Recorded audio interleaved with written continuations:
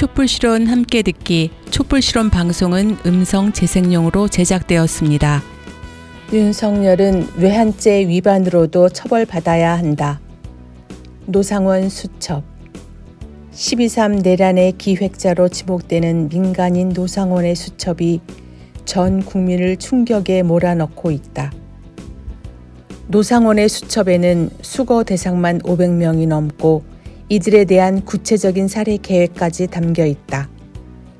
윤석열은 2시간짜리 계엄이 어디 있냐고 항변했지만 이들은 총선 전부터 독재자 윤석열의 장기 집권을 목표로 철저하게 계엄을 준비한 것이다. 노상원 수첩에는 수거 대상 처리 방안으로 NLL 북방 한계선 인근에서 북한의 공격을 유도하거나 아예 북한에서 납포하기 직전 격침하는 계획까지 담겨 있었다.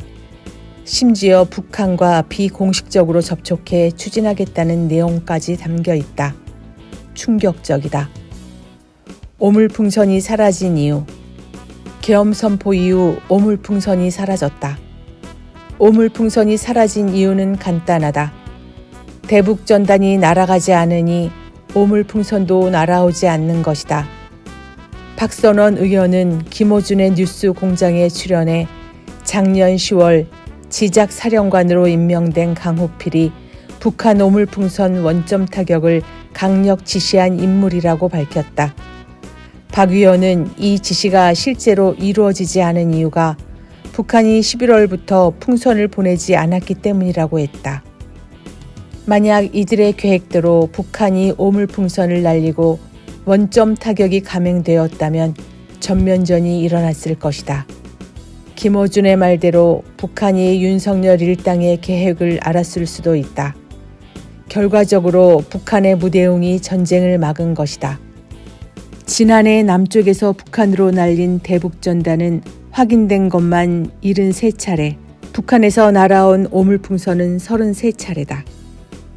대북전단 살포, 대북 확성기 재개, 접경지역 대규모 포사격 훈련, 평양 무인기 침투 등 이 모든 대북 도발은 북한을 자극하여 전쟁을 일으키고 이를 빌미로 계엄을 선포하기 위한 것이었다. 미국이 내란 특검법에서 주목했던 것.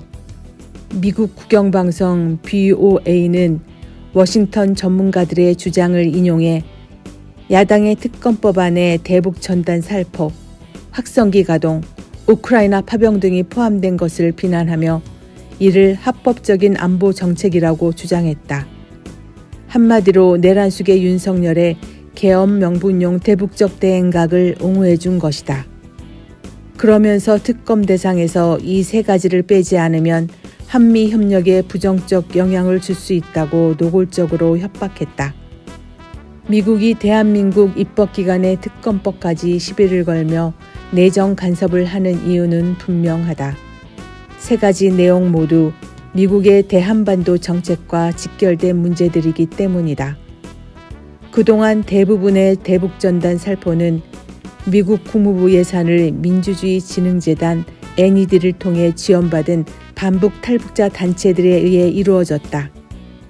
대북 확성기는 유엔군이 관할하는 비무장지대에 설치된 것으로 한국이 독단적으로 운용할 수 있는 것이 아니며 우크라이나 파병도 미국이 한국에 끊임없이 요청한 사안이다.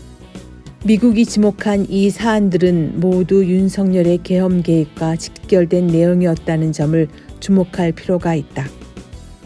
윤석열의 외환죄도 처벌해야 한다.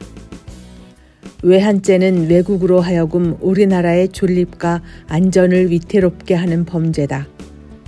대통령이 불소추 특권을 갖고 있지만 내란죄와 외환죄는 예외로 규정하고 있을 정도로 외환죄는 중대한 범죄다. 노상원의 수첩을 비롯해 곳곳에서 계엄의 전모가 드러나며 확인되는 것은 윤석열은 내란죄뿐만 아니라 외환죄까지 위반했다는 점이다. 내란 우두머리 윤석열이 내란죄로 헌재에서 재판을 받고 있지만 외환죄는 빠져 있다. 파면 속도를 높이기 위한 조치였다고 한다.